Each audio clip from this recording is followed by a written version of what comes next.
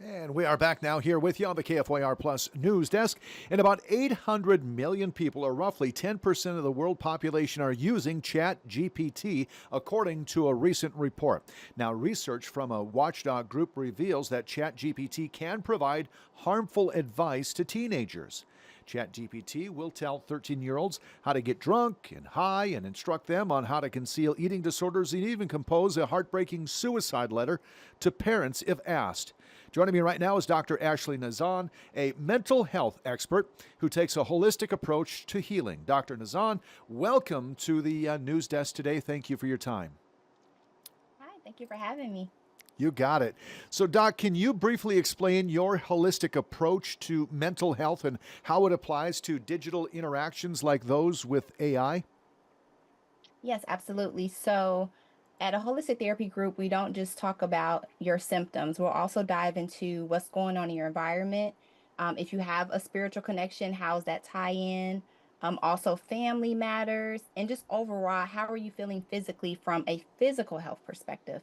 All that ties into that anxiety that gets built up, the self esteem that's affected for children or Hmm. adults who are very active on ChatGPT or social media. Sure. So, what was your initial reaction to the findings of this study released in July of ChatGPT's interactions with teenagers? Oh, I was not surprised at all. I think about the Pew Research Centers, their research on social media amongst teens and how that heavily influences them. So think about it. You have the influence from social media. You can use ChatGPT to get the answers, right? So composing suicide notes, you may not find that on social media, but what can you do? Type it in ChatGPT and it'll come right up for you. Do you think AI tools like ChatGPT are becoming surrogate confidants for teenagers? And if so, what are the risks or opportunities that are dynamic? Absolutely. ChatGPT continues to further the isolation of our children. They can use it as a companion, someone to chat with back and forth. And that just has a compounding, excuse me, influence on the effect of the anxiety experience, their feelings, how they feel about themselves. And it's very harmful. There needs to be so many safeguards put in place, not just social media, but also ChatGPT as well. When we think about teenagers, how might they interpret a chatbot's response differently than an adult would? Oh, because they think that it's technology, right? And we are feeding this narrative that technology and artificial intelligence is smarter than we are. And that is the part that's where parents come in to educate their children on the dangers of technology, artificial intelligence, and how it's programmed. It's not an actual person doing it. So, do you believe that the current AI guardrails are sufficient enough? No, absolutely not. I believe if you've seen in the news lately, a lot of states are starting to implement ways to even keep children off of social media or have a Mhm. certain age. The same thing needs to happen with ChatGPT. We need to have those safeguards in place, age verification, maybe even permission from the parents to use ChatGPT. What holistic strategies can help teens build resilience against some harmful digital influences? I think some holistic ways will be having more conversations with our children, open up dialogue. So if they have questions, they don't need to go to the internet to find those answers. They should be able to get them at home, talk to their teachers. And again, just let the guards down. Let our children talk to us about what they need to. Let's not shame them. Let's normalize their feelings and their thoughts that they have about various topics. Do you think AI should be integrated into mental health education at all? No, I do not, because again, every situation is different. I've seen it. The textbooks tell you one thing, but in real Hmm. life, as humans, we experience something else.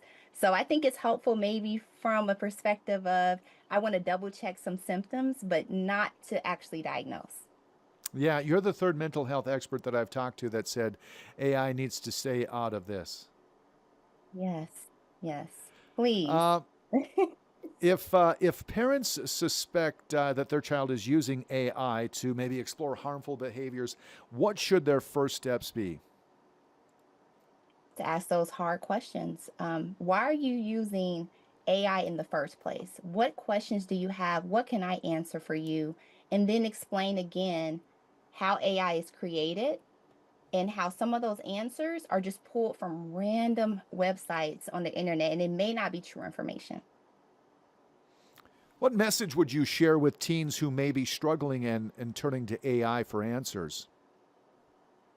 I would say I think AI can be a great tool, maybe to find an initial answer, but you should always follow up with your parent, Hmm. a close adult, or even sometimes a close friend. Sometimes even their friends are a little more mature than they are. So confide in an actual human. But it's okay if you want to get an initial answer, but don't let that be your final answer.